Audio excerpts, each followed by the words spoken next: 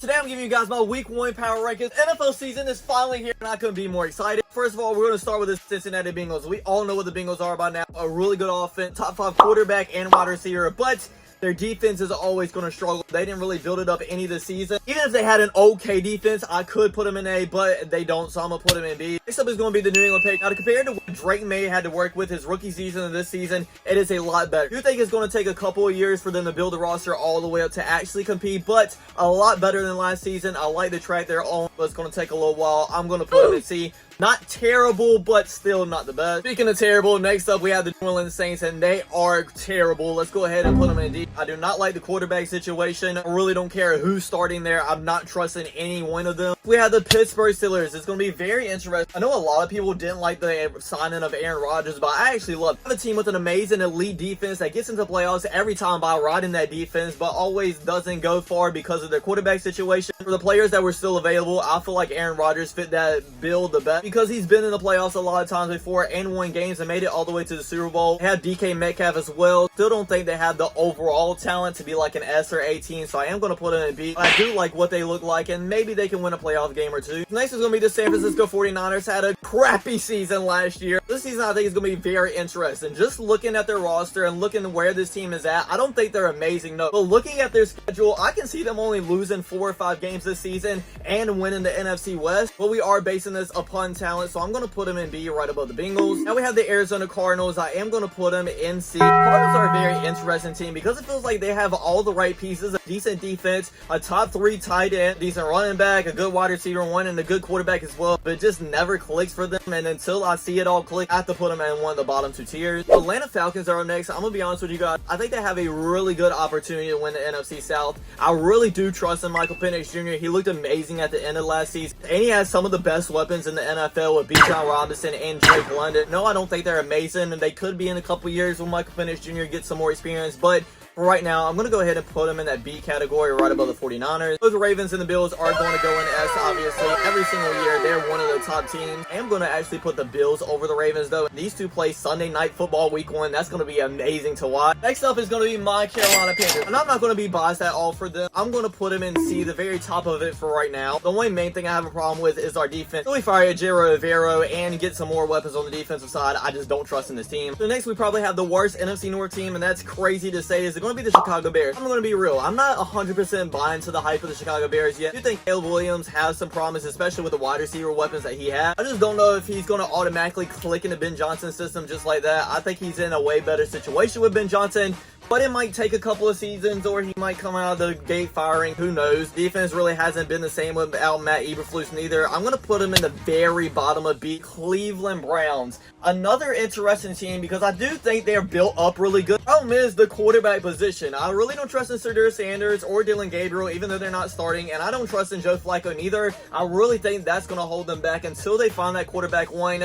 I think they're going to be one of the worst teams in the NFL. Dallas Cowboys, I know a lot of people are going to hate me for this, but I'm going to go ahead and put them in A. The main reason I have them in A is because of that offense. I know a lot of you guys do not like Dak Prescott, and he's not good in the postseason, but when it comes to the regular season and he's fully healthy, this is one of the best offenses in the NFL. I think they're going to be one of the best teams in the NFC until it comes down to playoff time, then we'll see. Then we have the Denver Broncos, and let me tell you guys, I have been really buying into the hype on here. I'm putting them in the very top of A. I mean, Bo Nix looked amazing last season, besides for the interception. That was in his rookie season as well. Now with a full season under his belt, he'll probably be even better. They added Evan Ingram that I really like, and they have one of the best defenses in the NFL. Then we have the Detroit Lions. Lost some offensive line pieces, also lost in Ben Johnson. Are they going to be the same offense is the main question for them going to the season. Now, I do think they'll kind of be the same, but not quite.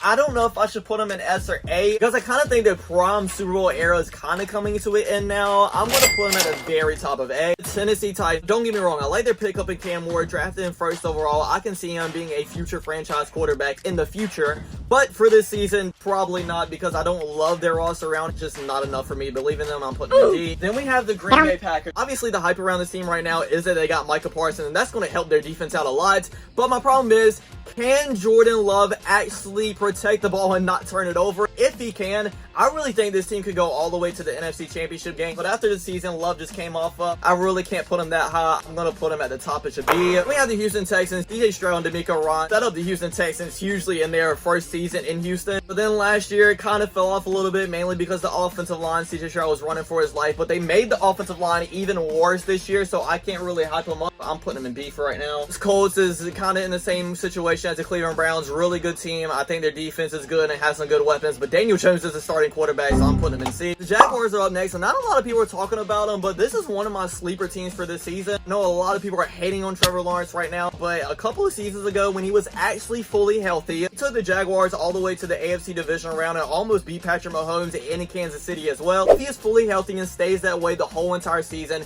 I actually think they're going to be a decent team, but hasn't shown that he can be fully healthy. I'm putting him in the top of C for right now. I guess the Chiefs are in a weird situation because it kind of feels like they kind of fell off a little bit last year and the year before that because they didn't look as explosive, but they still went to the Super Bowl and they have Patrick Mahomes, so I'm still going to have to put him in S. Actually, probably going to put him under the Bills and Ravens, though, this time. Next is another one of my sleeper teams. It's going to be the LA Rams. I think Matthew Stafford is still one of the best quarterbacks in the NFL. They had Puka Nacua, Kyron Williams, and they added Devontae Adams in the offense. It's going to be very dangerous. I still think Devontae Adams is still a top 10, top 15 wide receiver as well. Defense is young and hungry. Were great last year. Probably going to be even better this season. I'm putting them in A above the Dallas Cowboys. The LA Chargers up next, and I do think that Harbaugh is kind of turning this team around. They were the best team last year than they've been in a long time. I just wish that Justin Herbert would give me a little bit more in the playoffs because right now he hasn't had like great playoff games at all. Because of that, it is like limited in the ceiling that I'm putting them at a little bit. I'm putting them at the very top of B though. Miami Dolphins are up next, and this could be another sleeper team. Not my sleeper team, but it could be if Tyreek Hill and Tua Tagovailoa stays healthy and Devon Achane, we know what they can be. I'm putting them in the top of C, but could jump up to maybe the top it should be as well. Next we have the Minnesota Vikings. I know a lot of you guys aren't hyping up the Vikings right now because JJ McCarthy hasn't played in a single regular season game yet in the NFL, and I don't blame you on that, but also